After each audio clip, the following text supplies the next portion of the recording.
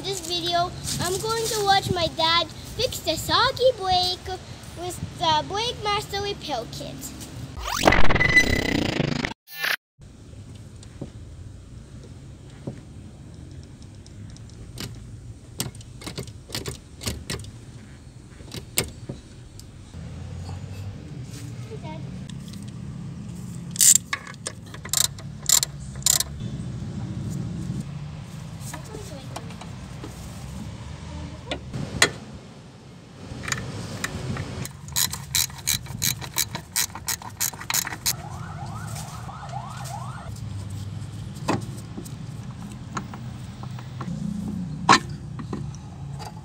So yan, para matanggal natin yung piston niya sa loob, may lock to eh. Ito yun.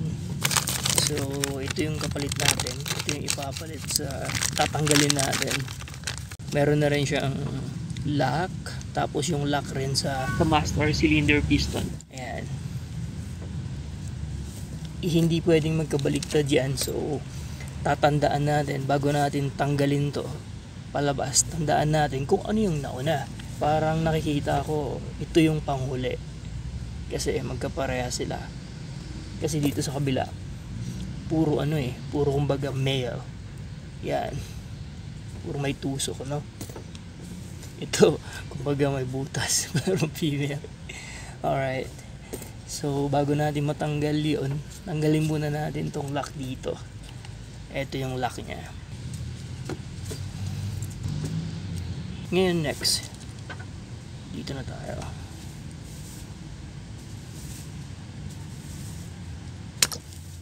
So dahan-dahan lang pala dun. Ngayon lang ako nagbukas ng ganito eh. So kailangan mo talaga ng gloves kasi mainit yung brake fluid. Hindi pwede na tumagal sa skin. Kaya may dala-dala akong tubig dyan. So ito yung gagawin. So yan. Alright, kitang kita naman na pareha siya dito, kasi ang nawo-worn out dito kasi itong mga rubber nya, kumbaga ayan oh, kung makikita nyo, sirang-sira na, may singaw na siya, malakas na yung leak nya, so lumulubog na yung brake pedal natin.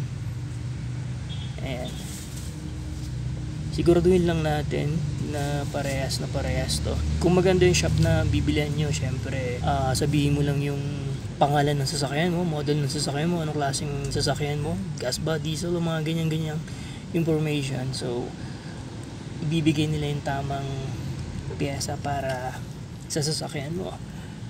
Ngayon, kaya natin tinanggal yun kasi yun yung lock ng pangalawang master cylinder piston. Mahirap talagang palabasin tong isa.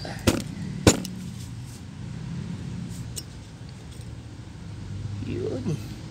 So malamang sira na rin to. So magkasunod yan, no? Ganito yan. Alright, so kailangan lang muna natin linisan to. Kinakailangan tanggalin to. Ayun, may tornilyo doon, natanggal ko na.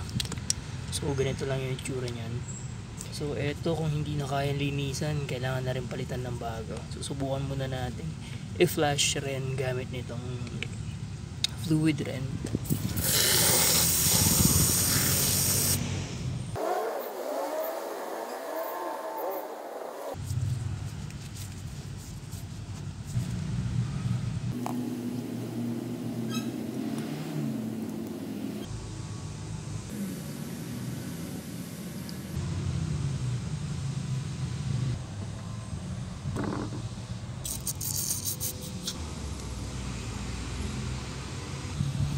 So ayan, unahin natin to.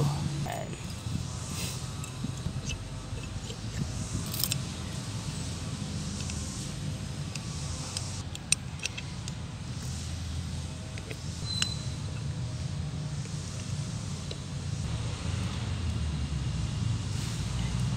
Alright.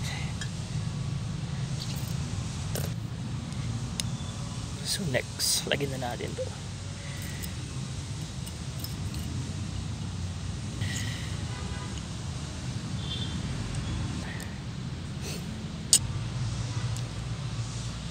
Yun.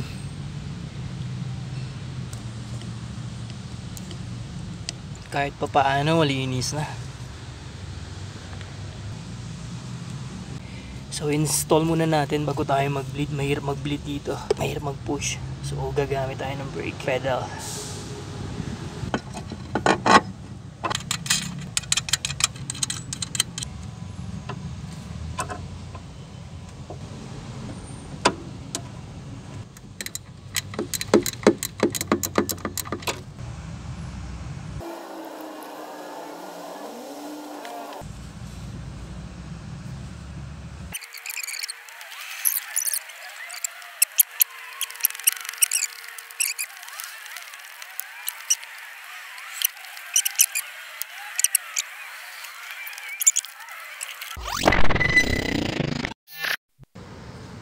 Unahin natin dito sa likod. Left side, gulong sa likod. Pag nakaharap ka sa sasakyan. Kailangan natin ng seat high.